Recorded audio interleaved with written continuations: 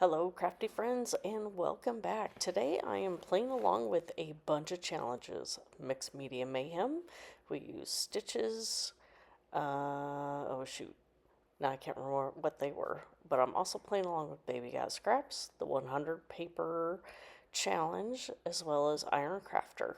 IronCrafter, I do remember, was to use a specialty paper. The other ingredients for Mixed Media Mayhem were sprays and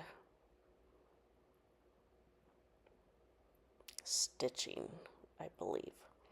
So I was testing out this super old Heidi Swap shimmer ink. I can't remember what it's called, Color Shine, maybe? Something like that.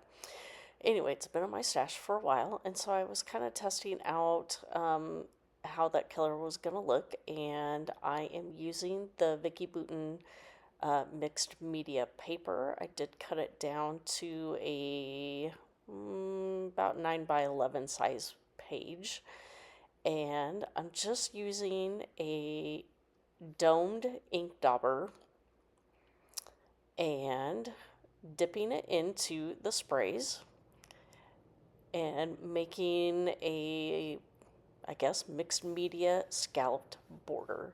Here are my splatters. I think that was one of the other challenges to use. And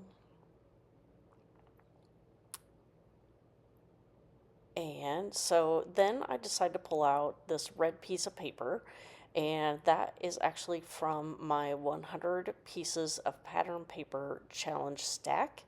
And so I did trim it down, and I'm using that to mat my overall photo. And here is, for IronCrafter, the specialty pattern or specialty paper that we were to use on our layout. And this was actually a scrap that I had in my scrap bin. So I also considered this part of Baby Got Scraps, because that's a pretty big scrap getting out of my scrap bin and onto a layout.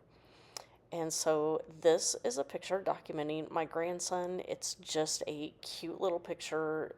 Just his eyes sparkle in this picture. And so that's essentially what my title is going to be, is those eyes.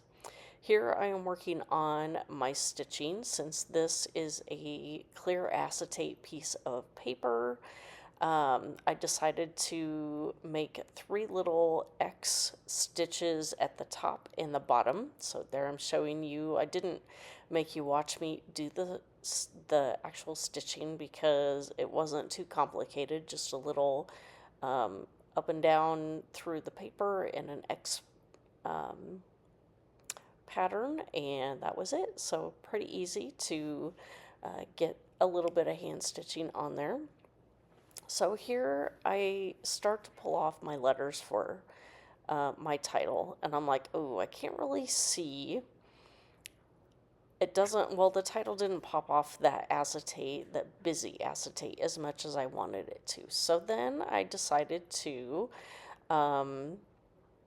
use a little bit of vellum, and that was pretty much what I needed to help the title stand out more and be readable. So I pulled out that circle die, and before I cut it, I had forgotten that it actually cuts all the multiple circles. So I did use my tiny attacher to go ahead and staple some of the circle together.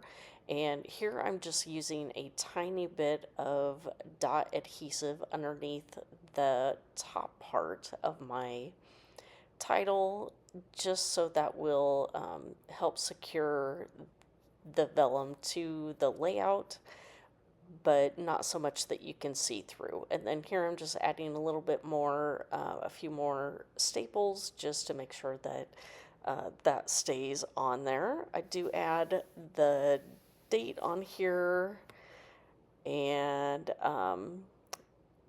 his name, and that pretty much wraps things up. So if you have any questions for me, leave those down below. I have playlists and Facebook group links listed below for all the different things I was playing along with today. And thank you for stopping by.